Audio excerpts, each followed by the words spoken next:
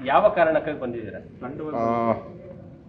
ಭಾಳ ದಿನಗಳಿಂದ ಸುಮಾರು 2 ತಿಂಗಳಿಂದನೂ ಕೂಡ ದೆಹಲಿಗೆ ಬಂದು ಎಲ್ಲ ನಮ್ಮ ನಾಯಕರನ್ನ ಭೇಟಿ ಮಾಡಬೇಕು. ವಿರೋಧ ಪಕ್ಷದ ನಾಯಕನಾದ ಮೇಲೆ ಎಲ್ಲರನ್ನು ಭೇಟಿಯಾಗಿ ಕರ್ನಾಟಕದ ರಾಜಕೀಯ ವಿದ್ಯಮಾನಗಳನ್ನು ಮತ್ತು ಹೊಸ ಹೋರಾಟಗಳು ಈಗ ನಡೀತಾ ಇದೆ. ಕರ್ನಾಟಕದ ರಾಜ್ಯದಲ್ಲಿ ಸ್ಕ್ಯಾಂಡಲ್ ಮೇಲೆ ಸ್ಕ್ಯಾಂಡಲ್ಲು, ಮೂಡ ಹಗರಣ, ವಾಲ್ಮೀಕಿ ಹಗರಣ, ಖರ್ಗೆ ಹಗರಣ, ಜಿಂದಾಲ್ ಹಗರಣ, ಈ ಥರದ್ದು ಒಂದು ಮೇಲೆ ಒಂದು ನಡೀತಾ ಇದೆ. ಈ ಎಲ್ಲ ವಿಚಾರಗಳು ಮತ್ತು 3 ಬೈ ಎಲೆಕ್ಷನ್ಸ್ ಕೂಡ ನಮ್ಮ ಮುಂದೆ ಬಂದಿದೆ. ಒಂದು ಹಾವೇರಿ, ಬೊಮ್ಮಾಯಿಯವರು ಸ್ಪರ್ಧೆ ಮಾಡ್ತಾ ಇದ್ದದ್ದು, ಎರಡನೇದು ಚನ್ನಪಟ್ಟಣ, ಬಳ್ಳಾರಿ, 3 ಬೈ ಎಲೆಕ್ಷನ್ಸ್ ಇದೆ. ಸಂಡೂರು, ಈ 3 ಕೂಡ ಬೈ ಎಲೆಕ್ಷನ್ಸ್ ಇದೆ. ಮತ್ತು ಈ ಎಲೆಕ್ಷನ್ಸ್ ಗೆಲ್ಲಬೇಕು ಅನ್ನೋ ದೃಷ್ಟಿಯಿಂದನೂ ಕೂಡ ನಾವು ಕೇಂದ್ರದ ನಾಯಕರ ಜೊತೆ ಮಾತಾಡ್ತೀರಿ.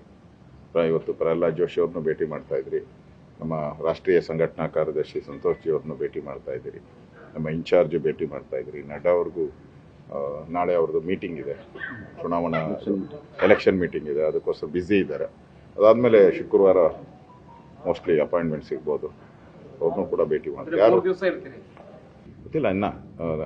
ಸದ್ಯಕ್ಕೆ ಎಲ್ಲರನ್ನೂ ಭೇಟಿ ಮಾಡಬೇಕು. ಭಾಳ ದಿನ ಆಗಿದೆ ನಾನು ಡೆಲ್ಲಿಗೆ ಬಂದು. ನಮ್ಮೆಲ್ಲ ನಮ್ಮ ಎಂ ಪಿಗಳು ಕೂಡ, ನಮ್ಮೆಲ್ಲ ಸಿ ಟಿ ರವಿ ಅವರು ಪದೇ ಪದೇ ಹೇಳ್ತಾ ಇರ್ತಾರೆ, ನೀನು ಡೆಲ್ಲಿಗೆ ಬರಬೇಕಣ್ಣ ಅಂತೇಳಿ. ಅದಕ್ಕೆ ಅಶ್ವತ್ಥನಾರಾಯಣ ಅವರು ಅದನ್ನೇ ಹೇಳ್ತಾ ಇರ್ತಾರೆ. ನಮ್ಮ ಉಪನಾಯಕರಂತೂ ರೆಗ್ಯುಲರ್ ನನ್ನ ಪಕ್ಕದಲ್ಲಿ ಯಾವಾಗ ಅದೇ ಡೈಲಾಗ್ ಹೊಡಿತಾನೆ ಇರ್ತಾರೆ ನಮ್ಮ ಬೆಲ್ಲ ಸಾಹೇಬರು. ಆ ದೃಷ್ಟಿಯಿಂದ ಎಲ್ಲ ದೃಷ್ಟಿಯಿಂದನೂ ನಾನು ಇಲ್ಲಿ ಬಂದಿದ್ದೀನಿ. ಪಾರ್ಟಿಯ ಒಳಿತಿಗೋಸ್ಕರ ಪಾರ್ಟಿಯನ್ನ ಈಗ ಕರ್ನಾಟಕದಲ್ಲಿ ಇವತ್ತೇ ಚುನಾವಣೆ ನಡೆದರೂ ಕೂಡ ಕಾಂಗ್ರೆಸ್ ಧೂಳಿಪಟ ಆಗ್ತದೆ. ಆ ಥರದ ಪರಿಸ್ಥಿತಿ ಇವತ್ತು ವಾತಾವರಣ ಕರ್ನಾಟಕದಲ್ಲಿದೆ.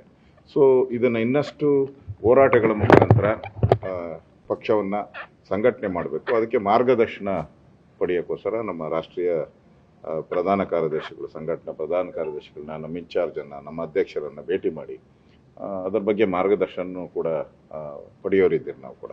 ಒಟ್ಟಾರೆ ಚರ್ಚೆಯಲ್ಲಿರುವಂತದ್ದು, ನೀವು ಬರ್ತಾ ಇರುವಂತದ್ದು ಚನ್ನಪಟ್ಟಣದ ಚುನಾವಣೆ, ಉಪಚುನಾವಣೆಯ ವಿಚಾರ ಚರ್ಚೆ ಮಾಡೋದಕ್ಕೆ. ಸ್ಪೆಷಲಿ ಏನಂದ್ರೆ ಯೋಗೇಶ್ವರ್ ಅವರ ಪರವಾಗಿ ಎಲ್ಲಾ ನಾಯಕರುಗಳು ಸಹಿತ ಬಂದು ಹೈಕಮಾಂಡ್ ನಾಯಕರ ಜೊತೆ ಕುತ್ಕೊಂಡು ಚರ್ಚೆನ ಮಾಡೋ ಸಲುವಾಗಿ ಬಂದಿದ್ರಿ ಅನ್ನುವಂಥದ್ದೇ ದೊಡ್ಡ ನಡೀತಾ ಇರುವಂತದ್ದು. ಹೌದು, ನಾವು ಬಿಜೆಪಿಯ ನಾಯಕರಿಗೆ ಟಿಕೆಟ್ ಸಿಗಬೇಕು ಅನ್ನೋದೇ ನಮ್ಮ ಅಜೆಂಡಾ. 3 ಕ್ಷೇತ್ರಗಳಲ್ಲೂ ಬಿಜೆಪಿ ನಾಯಕರಿಗೆ ಸಿಗಬೇಕು ಅನ್ನೋದು ಅಜೆಂಡಾ. ಅದರಲ್ಲಿ ಚನ್ನಪಟ್ಟಣನೂ ಕೂಡ ಅದು ಕೂಡ ನಂಬರ್ 1 ಇದೆ.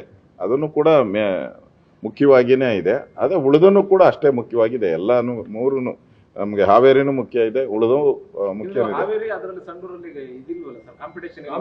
ಇಲ್ಲ ಇಲ್ಲ, ಈಗ ನಾವು NDA ಆಗಿ ಸ್ಪರ್ಧೆ ಮಾಡ್ತಾ ಇರೋದು, ಬಿಜೆಪಿ ಅಲ್ಲ, NDA ಆಗಿ ಸ್ಪರ್ಧೆ ಮಾಡ್ತಾ ಇರೋದ್ರಿಂದ ಕೇಂದ್ರದ ನಾಯಕರಿಗೆ ಯಾವುದಾದರೆ ಒಳ್ಳೆಯದು ಅನ್ನೋದು ಕೂಡ ಮನವರಿಕೆ ಕೊಡಬೇಕಾಗಿದೆ.